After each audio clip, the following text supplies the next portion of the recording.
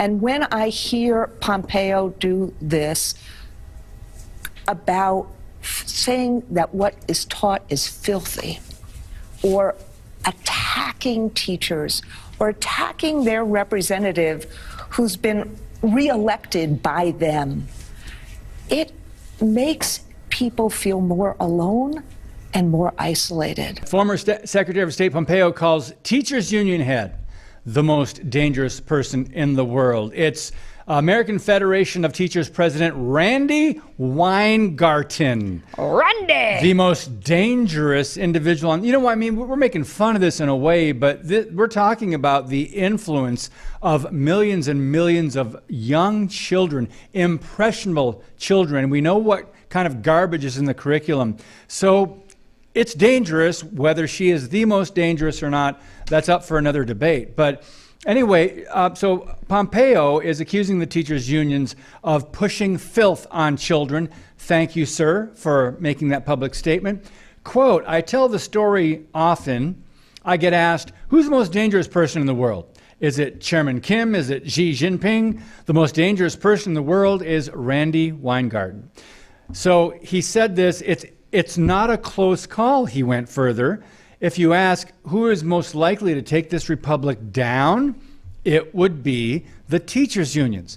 And the filth that they're teaching our kids, and the fact that they don't know math and reading or writing. So Katie, he said some fascinating things, kind of paraphrasing a lot of the shows that we do because of the garbage that they're pushing.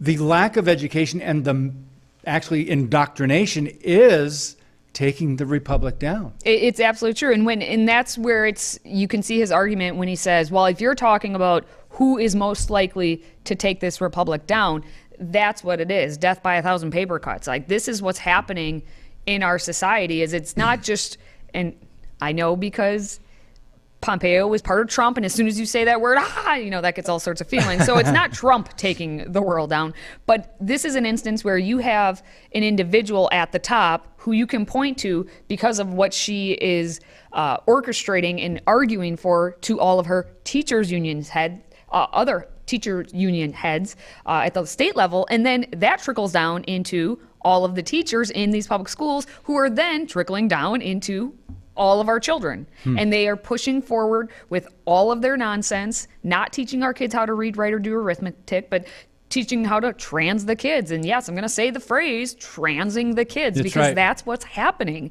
And what we need to do more and more and more, which is part of the reason why opening schools were so important, bring back the relationships, bring back the comedy, bring people together so that people can see that, they're not just looking at their devices, that they can see that that kind of relational well-being, regardless of what you believe, is what's vital in terms of overcoming the doubt, overcoming the problems, overcoming the anxiety, and the aftershocks, not only of COVID, but the inequities.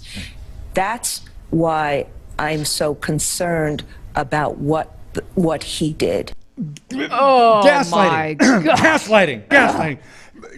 They was so important to open up the schools again. They advocated for some of the most stricted shutdowns across the country, and the bobbling heads there on whatever liberal communist network that was. Yeah, sure. Oh, yes, Randy, yes. Number one, she says we need to bring the comedy back, but this entire thing has been a farce. The entire situation with our school system has been a giant farce, and it's not funny at all. It's downright. It's sad. Dangerous.